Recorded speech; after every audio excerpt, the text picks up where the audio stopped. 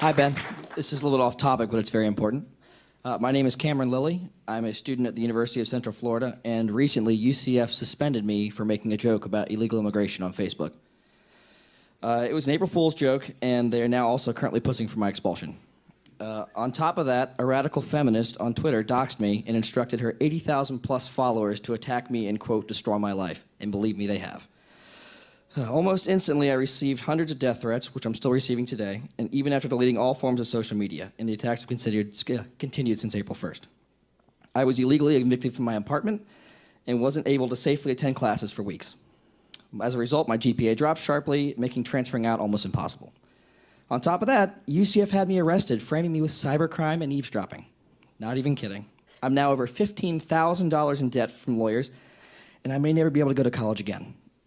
It's the first time I've been in debt in my entire life. I'm proud of that. I also lost almost all my friends who don't want to be at risk for being attacked or suspended from the school. My questions are, what would you recommend for me to do to handle my current situation and other people in this situation? Because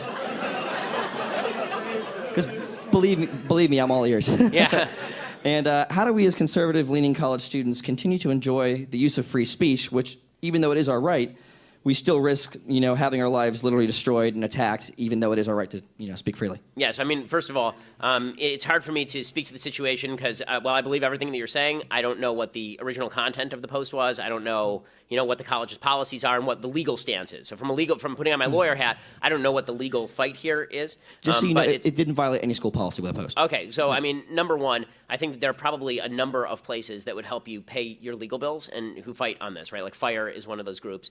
I'm sure that YAF can direct you to people who fight legal fights on behalf of people like you who are being discriminated against by colleges if your account is accurate. So that's where you have to start. I mean, once you've obtained your legal rights, then I think we can start talking about how to reapply to particular colleges, how to get redress from the university. But this seems to me more of a legal problem, on a broader social, in sort of a broader social sphere, because again, I'm not your lawyer, I don't know your case very well.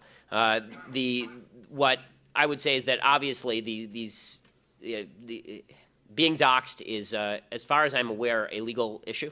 So you might have a legal case there. And also, colleges are incredibly overzealous about enforcing anything that they perceive to be violating politically correct standards. But there are ways to fight back in the media. So I would recommend that you send us your information so we can take a look at it. I mean, I do run a website with 100 million page views a month. I would, That's why I'm here. yeah, it's.